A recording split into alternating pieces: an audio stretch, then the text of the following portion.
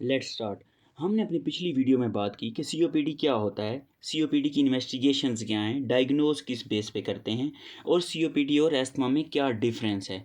तो इस वीडियो में हम बात करेंगे सीओपीडी एग्जर्सर्बेशन के बारे में और इसके ट्रीटमेंट के बारे में। COPD exacerbation, worsening of COPD symptoms. Most common cause क्या होता है? मोस्ट कॉमन काज हमारे पास इन्फेक्शन है, लेकिन कुछ केसेस में काज अननोन भी हो सकता है। अभी हम देखेंगे कि एग्जर्सर्बेशन, सीओपीडी एग्जर्सर्बेशन कितनी सीवियर है। तो सिवियरिटी ऑफ डिस्पनिया हम सबसे पहले देखेंगे, शॉर्टनेस ऑफ ब्रेथ एसओबी। उसके बाद हम टैकीकार्डिया, हार्ट रेट तो नहीं बढ़ा हुआ, टैकीपीनिया देखेंगे। उसके बाद टैकीकार्डिया और टैकीपीनिया देखने के बाद हम आएंगे O2 सैचुरेशन की तरफ। क्या O2 सैचुरेशन बिल्कुल पाइन तो नहीं है, बिल्कुल कम तो नहीं है। उसके बाद अगर बिल्कुल कम है तो हम ऑक्सीजन देंगे। अगर हमारे पास O2 सैचुरेशन ठीक है तो हम बाकी चीज़ें देखेंगे और सीवियरिटी को असेस करेंगे। अगर O2 saturation is PaO2 is less than 90 तो हम क्या करेंगे, वो ऑक्सीजन देंगे, ताकि हम पेशेंट को सबसे पहले ऑक्सीजन दे के स्टेबल करें। उसके बाद नेक्स्ट ये है, नेक्स्ट हम इसके लिए चेस्ट एक्सरे भी कर सकते हैं। चेस्ट एक्सरे में हम किस लिए चेस्ट एक्सरे करते हैं? चेस्ट एक्सरे इनलार्ज लंग ना हुआ हो, एयर पॉकेट्स ना हो, small air pockets, flat and diaphragm ना हो।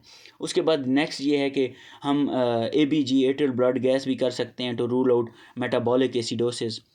नेक्स्ट है, मोस्ट इम्पॉर्टेंट है ट्रीटमेंट। ट्रीटमेंट में हम क्या करते हैं? क्विट स्मोकिंग, क्योंकि मोर देन 10 पैक्स COPD का जो पेशेंट होता है वो यूज़ करता है। लंग वॉल्यूम रिडक्शन सर्जरी, इसमें हम क्या करते हैं? रिडक्शन नीमोप्लास्टी भी कर सकते हैं, बायलेटरल निमेक्टोमी भी कर सकते हैं। नेक्स्ट है O2 थेरापी।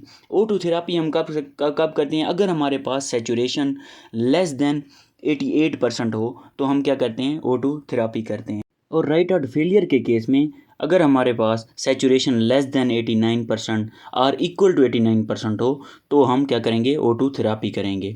नेक्स्ट हम बात करते हैं कि हम कौन सा मास्क किस वक्त देंगे। फॉर एग्जांपल नेज़ल मास्क किस टाइम देंगे, NIPPV non invasive positive pressure ventilation किस टाइम देंगे। तो अगर हमारे पास saturation less than O2 saturation less than 90 हुई और PCO2 ग्रेटर देन 45 हुआ तो हम नेज़ल O2 मास्क ये दे सकते हैं। अगर हमारे पास सैचुरेशन लेस देन 90 हुई इन द प्रेजेंस और absence of PCO2 is greater than 45 then we can use non invasive positive pressure ventilation NIPPV mask. अभी हम बात करते हैं कि हम किस टाइम पेशेंट को इंटूबेट करेंगे। इंटूबेट किस टाइम करेंगे? अगर हमारे पास सबसे पहले CV instability, cardiovascular instability, arrhythmia है, हाइपरटेंशन है तो हम क्या करेंगे? इंटूबेट करेंगे। लॉस ऑफ कॉन्शियसनेस है, अगर हमारे पास पेशेंट को ओबेसिटी है, उसका वेट बहुत ज़्यादा है, उसके बाद हमारे पास सीवियर सिम्टम्स हैं उसको, तब भी हम इंटूबेट करेंगे। अगर हमारे पास मैसिव फ्लूइड, फ्री फ्लूइड है, मैसिव फ्लूइड, एयरवे से हमारे पास काफ़ी सारा फ्लूइड निकल रहा है तो अभी हम इंटूबेट करेंगे। ट्रॉमा के केस में, ट्रॉमा कौन सा, हेड का, फेस का ट्रॉमा हो जाता है तो अभी हम इस केस में पेशेंट को इंटूबेट करेंगे। अभी हम बात करेंगे COPD के ट्रीटमेंट के बारे में। तो सबसे पहले हम ब्रोंकोडाइलेटर अलोन, जब हम अकेले ब्रोंकोडाइलेटर देते हैं या हम इसको एंटीकोलिनर्जिक के साथ देते हैं।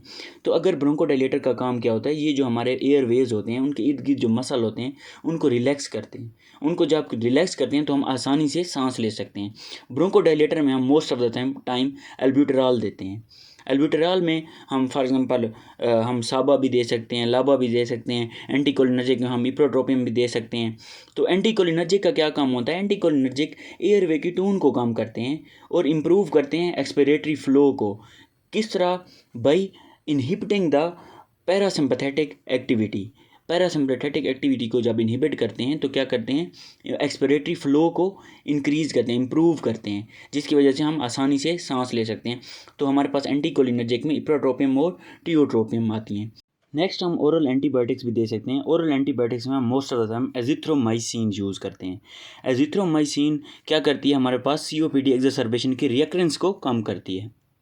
उसके बाद है हमारे पास कार्टोन। कार्टोन किस लिए हम यूज़ करते हैं? कार्टोन हम इन्फ्लेमेशन के लिए यूज़ करते हैं, एलर्जिक डिजीज़ के लिए करते हैं।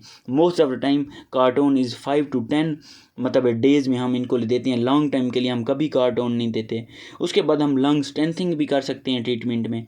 अगर हमारे पास कोई है, हम इन्फ्लुएंजा की वैक्सीन कर सकते हैं, नमूनिया की वैक्सीन कर सकते हैं, ये भी हमारे पास क्या हैं, बहुत फ़ायदेमंद है।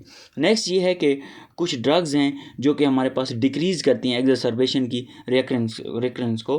फर्स्ट ऑफ ऑल लाबा है, long acting beta 2 agonist.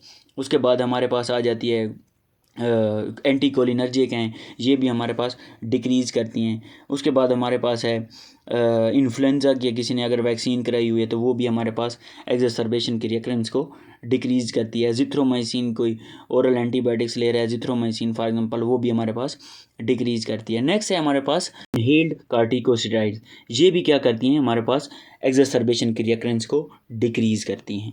Thank you so much, have a nice day.